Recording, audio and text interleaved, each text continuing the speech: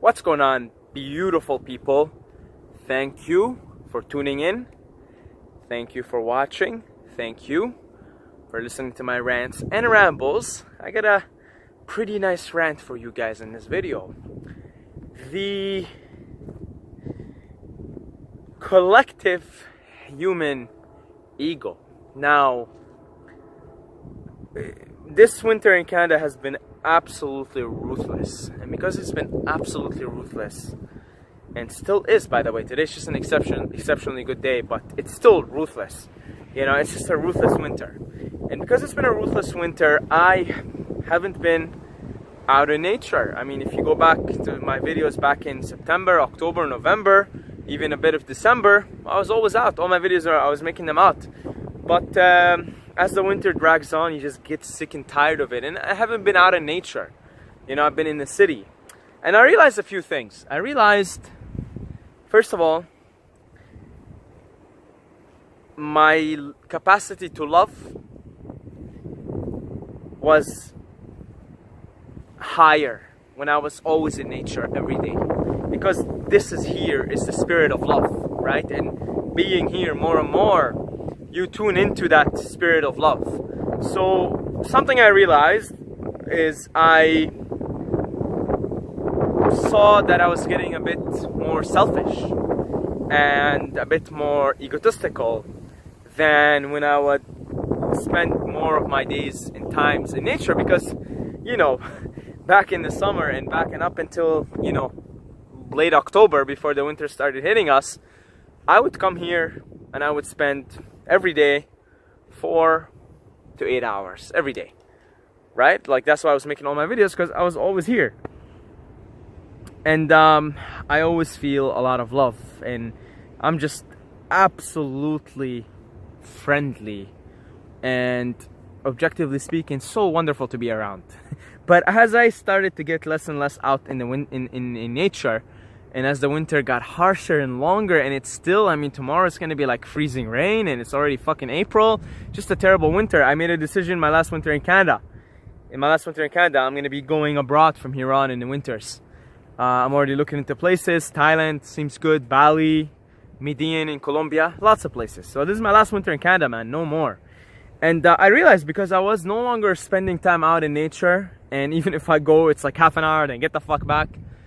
Yeah, I realized I was becoming more egotistical and more selfish, and yeah, just like more angrier, I guess. You know, so this sort of reminded me of something. The collective human ego, which is separation from nature.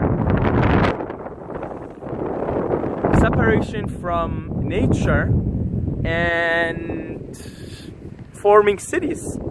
I mean, even like where I am right now, once you get out of these woodlands, there's a clear distinction between the city and nature. It's like there's a street there, and that part is city, and that part is nature. It's like such a clear boundary, you know, and I'm sure where you guys live it's like that too. So this, in my mind, was the original, let's say, the original inflammation of the ego, right? You guys know the ego is your character, it's your distinct self, it's a necessary part to experience this game, right? To experience this reality. But then, of course, it's been getting inflated for so many people and causing all kinds of issues. And I think the first formation of the ego in its shadow side, in its inflamed side, is the separation of humans from nature. The ego is basically separation, right?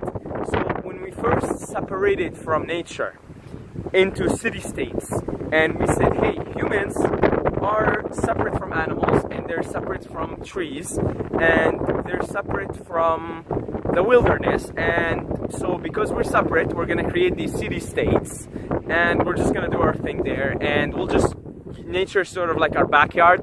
When we need something, when we need material things, when we need to make money and profit, And when we need to build houses for our human cities, we'll just go to the backyard, rape it and pillage it, and yeah, fuck all, right? Fuck all. Fuck, who cares? Who cares about the trees? Who cares about the plants? Who cares about animals and extinction? Who cares? Nobody cares. It's just for humans. And I think that's when things started going really fucking downhill from there. When we basically decided, okay, fuck the wilderness and let's stick to cities. And right there, human became separate from fellow animal, from fellow trees, from fellow plants, from fellow mushrooms. And that begins the cycle of separation, right? So we don't really think about the food we eat because we don't have a connection to the food we eat. We don't grow it ourselves. It's just in a fucking, on a shelf sitting somewhere. We have no idea where it came from. We have no idea, nothing. We don't have a connection to it, right? And you know,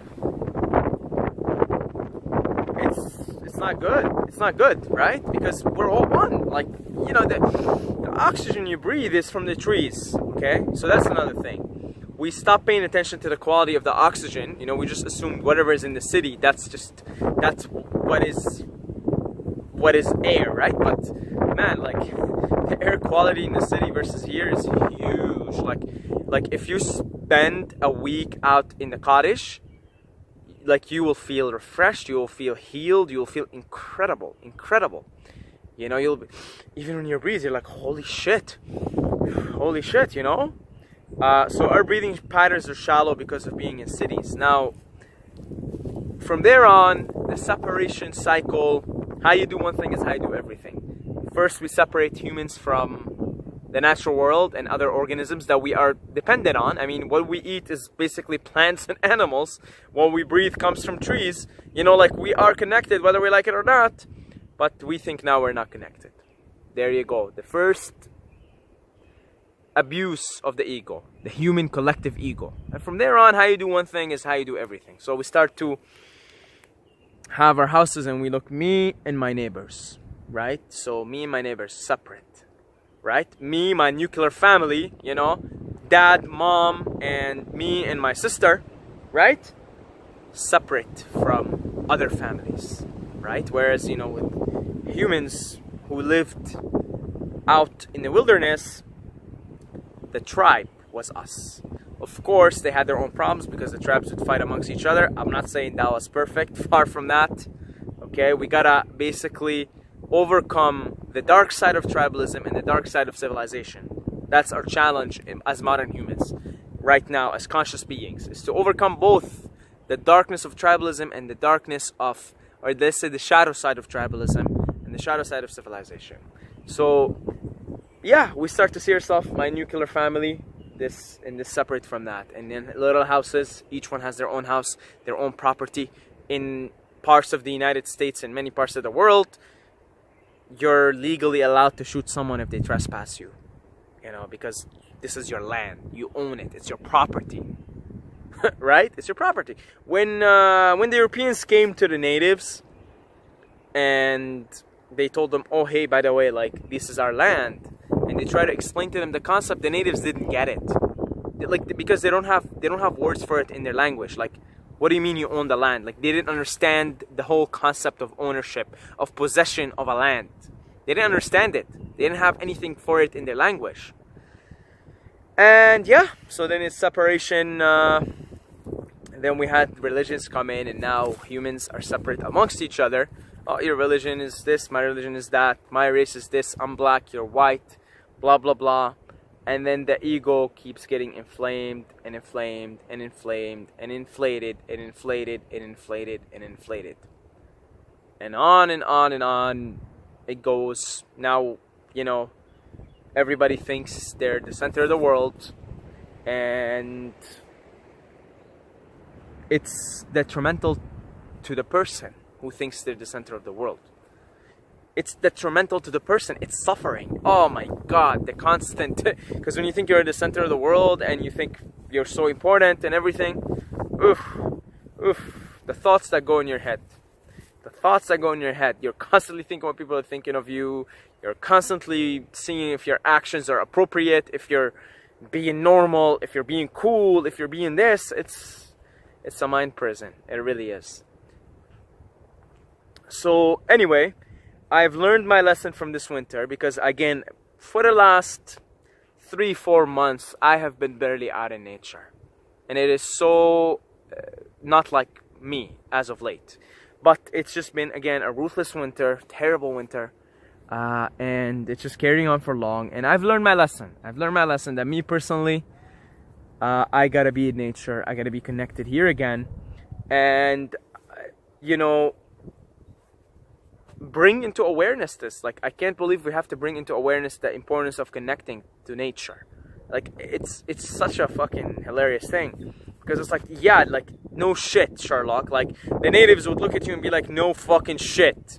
You know, like, but us civilized humans, we actually have to, like, preach to one another. Hey, dude, go into nature, check it out, it's pretty cool. You'll feel good, you'll feel good. It's like, well, you know, this is the way, right? I've personally learned my lesson. This is my last winter in Canada. Or maybe the next one, just because of some family stuff. But I'm already looking into it, man. It's really cheap to be in Thailand. It's actually like, I would be paying like less money than what I'm paying right now to keep my expenses in Canada. And Mother Nature for me, I think from this point on, is a priority for me, because I really feel healed. I can cultivate more love here. Like, when I spend time here, I cultivate it, because, you know, you pick things up. Like, my nervous system picks up these loving thoughts and loving feelings from the spirit of love that is infused within the plant kingdom. I think the plant kingdom is like I think the trees and the plants and the mushroom, so the fungus, are enlightened beings. I think they're at an enlightened state. The state we humans are trying to get to. So I think when we hang around trees and plants and flowers and butterflies and all of that, I think if we hang around regularly and for long periods, we pick up on these loving thoughts, we pick up on their wisdom, we pick up on their feelings, and we can cultivate more love and more wisdom as a result. You see? So yeah, that's about it. That's my rant for the day. God bless you all, guys. Go out into whichever you are in, even if you live in a desert. Go out to the desert, man. It's beautiful. Wherever you are, go out to the wilderness and experience the elements, and pick up on their love and their wisdom. And that's it, guys. I love every single one of you, but don't forget to subscribe, or you're gonna sleep with the fishes.